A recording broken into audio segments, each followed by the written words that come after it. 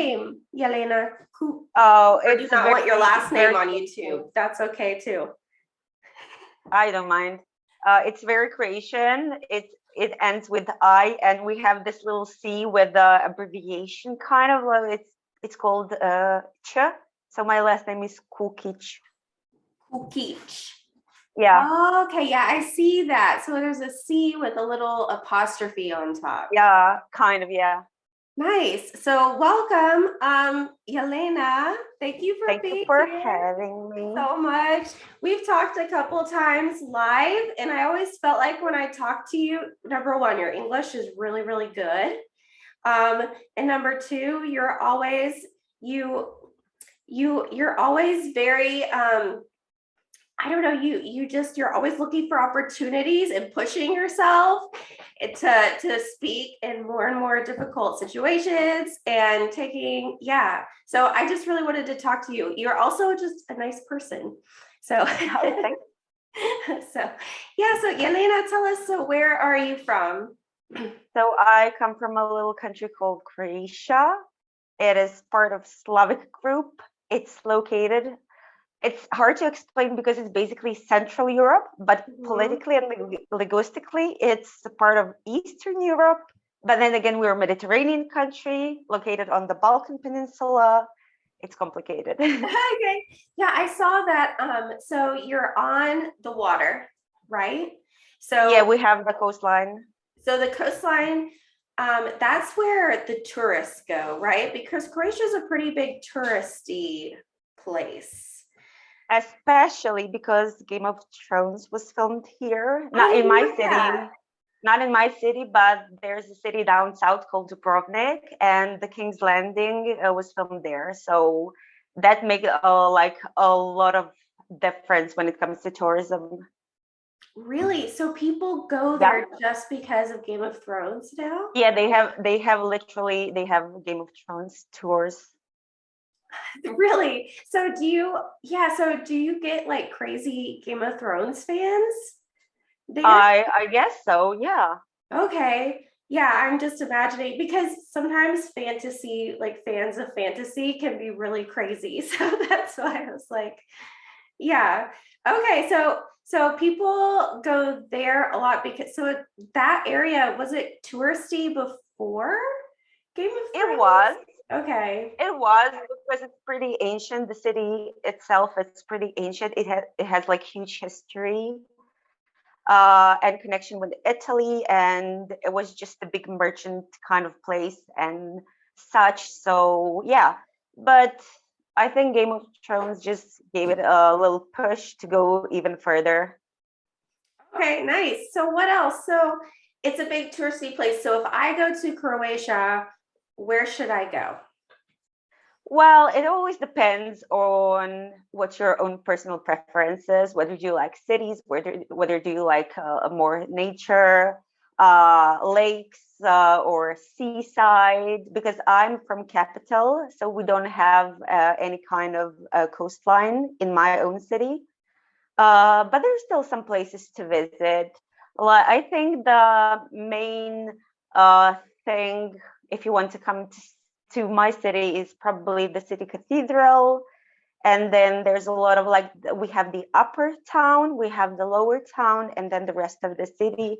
And upper town is the oldest part of the city. You can find the oldest buildings there. There's a lot of tunnels that people used to, for different reasons, even during the World War II.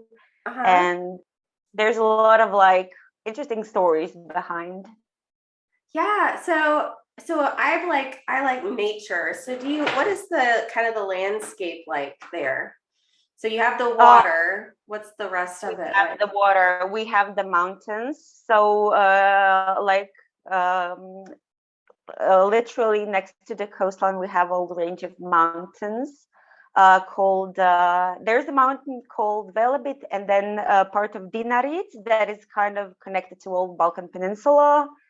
And then we have the place called Slavonia. It's really flat, and there's a place we call it Golden Valley because people usually grow some kind of grains there, and it's really grains, all types of like wheat and such. Oh, okay. Oh, okay, I see. That's awesome. So, Jelena, so tell me, you told me you're studying for a big test right now. What are Yes. you studying?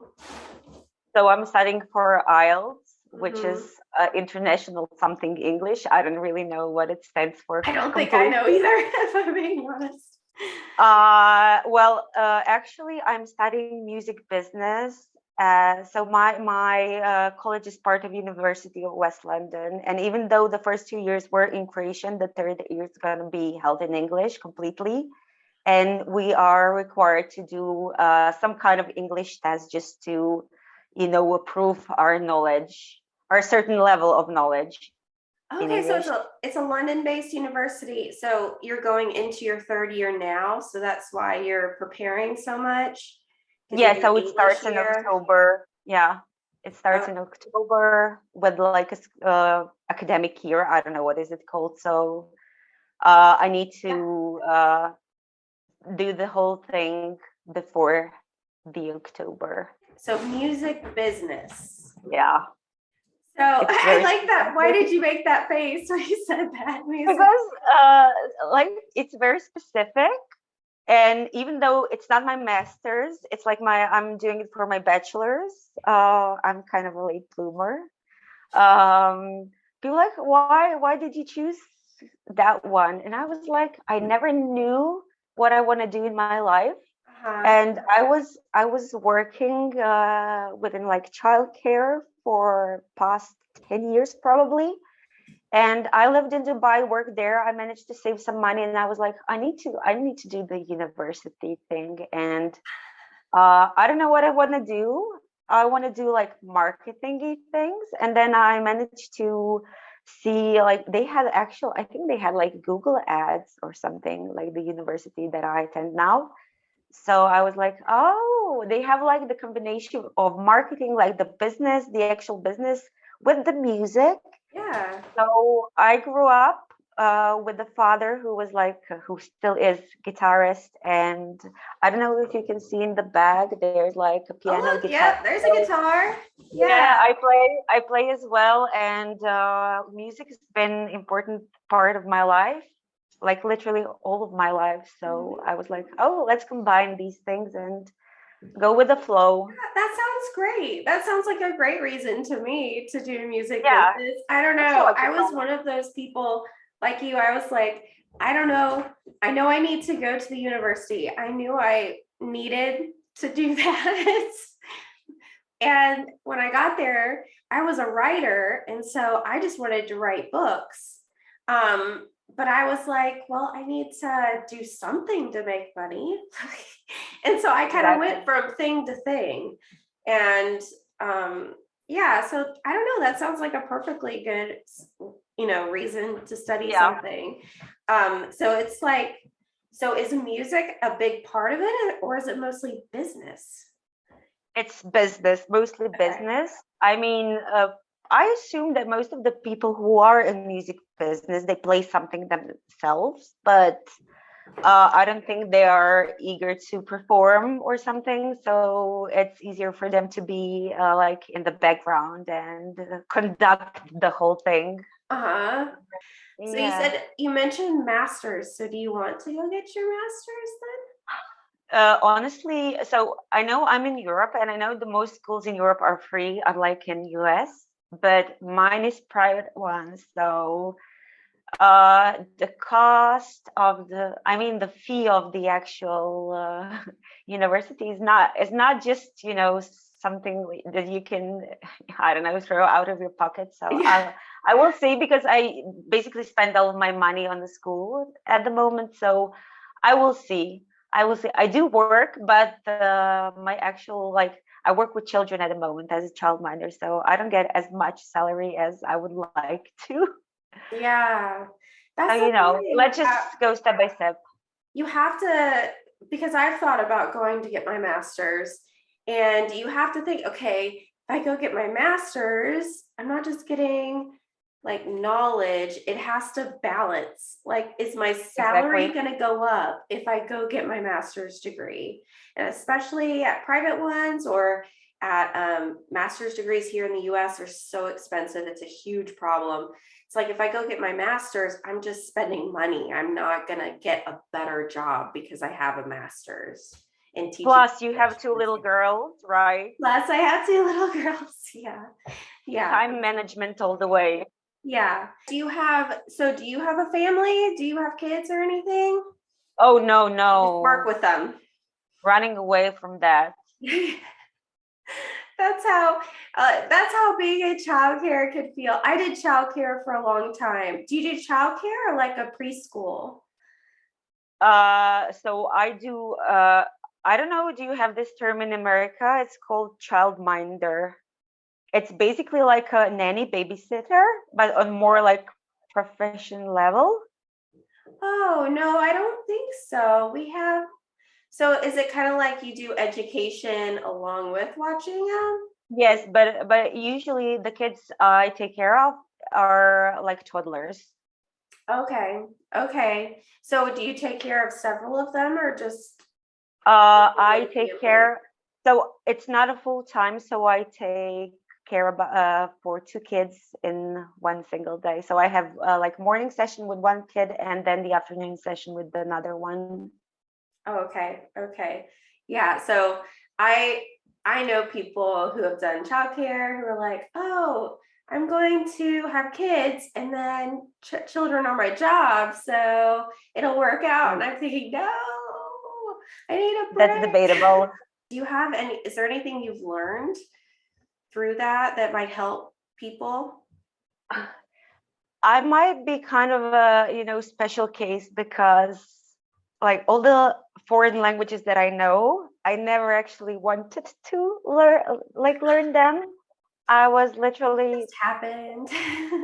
yeah, because I was working in within the hospitality industry, as I said. So it's just that we had a lot of Russian guests. Like, okay, English was mandatory in school, so that's one thing. So Mhm. you also like you have to learn English. Nobody cares if you want to or not. And then we had a lot of Russian and German guests. So that's where I started. I was, somebody literally put you in the fire. So yeah, go get it, girl. And that's how I started. So what I can say that Russian that I know, I basically learned from the children that I worked with. Uh, Oh. so it's really interesting because, okay, I had a couple of Russian roommates when I lived in Dubai as well. They helped a lot, but still, the most of the language that I know so far, uh, I was I was taught by children. So it's That's really awesome though. yeah. So like for me, when it comes to Russian, for me was the most important like to learn how do you say what's your name, of course, to to just introduce yourself on a basic level, and then what's this. So the sentence "what is this?" Uh, Let's do everything else because kids are quite helpful, so they were like, I just asked them what's this, so oh, they tell me slowly until I memorize it, and then they will try to explain to me everything else as well, and I just try to focus and memorize everything, so I repeat with them, and they will say, oh, you said that incorrectly, you need to say it this way or that way, and they're awesome actually as yeah, kids can be so patient, right? yeah. And yeah, and like literally, I remember I was doing a face painting for this one boy, and he was asking me for like a piece of paper, and I didn't know how you call it in Russian. And he was literally trying his best to explain it to me because he never spoke a word of any other language, right? And in the end, I actually managed to understand what he wants, and this is like the moment where I actually memorized that word. So Yeah. like I actually remember some particular moments where I learned a word or two. Nice. So you had that connection that helped you remember. But also how great for kids because they're so used to Right. being taught everything and being bossed around and but in that moment they're the smart one and that can feel really good for them. They Did are. you see And that I it think, just they really enjoyed being, oh, I know yes, something because she doesn't know. exactly, if you put a child into role of somebody important, I mean important in their own eyes, they will do their best to like do it perfectly. So they will really put a lot of effort. Yeah. So I really appreciate that. Yeah, that's such a cool story because I've never heard of anyone learning that way, but it seems like a great situation. So, It is. yeah, so are there any other tips that you have so you said you were just thrown in the fire, you I just was. kind of started learning. Do you feel like that was, I don't know, because you had formal English learning, right? Yeah, So that was very formal, it was forced, and then you had the throw in the fire. A lot of people think that being thrown in the fire is the best way to learn. Do you have it is. any thoughts And about it's the that? fastest. And it's the fastest way to learn as well. Yeah. Because there are moments when you need to speak to someone and you cannot find the words, and then you feel the panic and like the anxiety of how I'm going to say this word, I don't know how to explain myself, how to elaborate this or that. But then again, they will help you, they will really help you.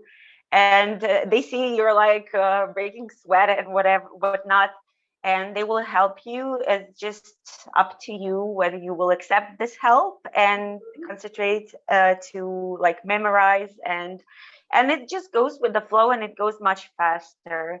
But then you will reach like this point when you will need something like more advanced. So I Yeah, or believe more that's formal. when, yeah, that's where movies, that's where like pop culture comes in. I think it's a great help because I remember we did learn English in school and it was formal education and all, but all of our focus was on grammar, and we never actually practiced our like speaking skills and such.